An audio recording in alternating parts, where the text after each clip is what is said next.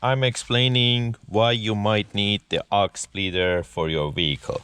So regardless of the year, make, model of the vehicle, because most of our units, you need to hook up our screen to the auxiliary input of your vehicle. So our unit will occupy your aux, and if you want to use the auxiliary for another device like your phone or whatever, then you need to get our AUX splitter.